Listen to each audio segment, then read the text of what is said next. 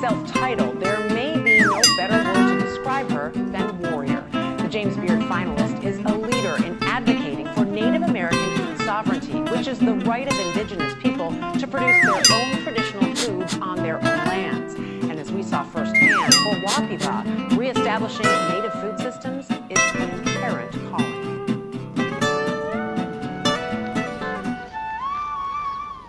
We all come from all different backgrounds. If you think about who's the first caretakers of this land and what is the first foods of this land, our foods has been pretty much wiped out. Standing on the shoulders of her ancestors, Indigenous chef Crystal Wapipa has dedicated her life's work to reviving and reclaiming Native American foods. People ask, what is reclaiming?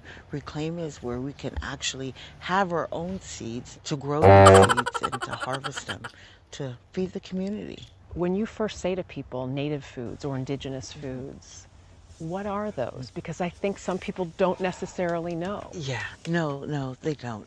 Food from this land all throughout North America and what we represent. Right. Tomatoes originated from here. We have our berries, things like that.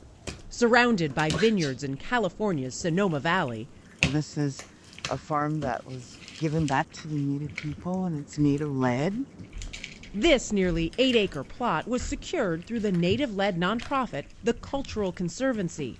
For Wapipa, the land has become an agricultural lifeline, giving her a communal space to grow offerings like heirloom beans.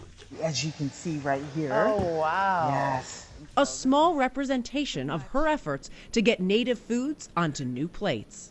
What are some of the things that I'm going to taste when I'm at the restaurant? Oh, you're definitely going to have the Buffalo Creek winter squash. One of the gourds that has fed her tribe for centuries, now celebrated at her Oakland-based restaurant, Wapipa's Kitchen, among the first restaurants dedicated to serving indigenous foods, using a modern table to reintroduce traditional native fare. So we have the Three Sisters veggie bowl, and then you just kind of mix it together. This represents strength because how the beans, corn, and squash are planted together. Tell me why it's been so important to you to bring indigenous foods here. Very much important. I've seen at a very young age of the absence of when it comes into our food. I always would see it in the inner community, but I've never seen it out.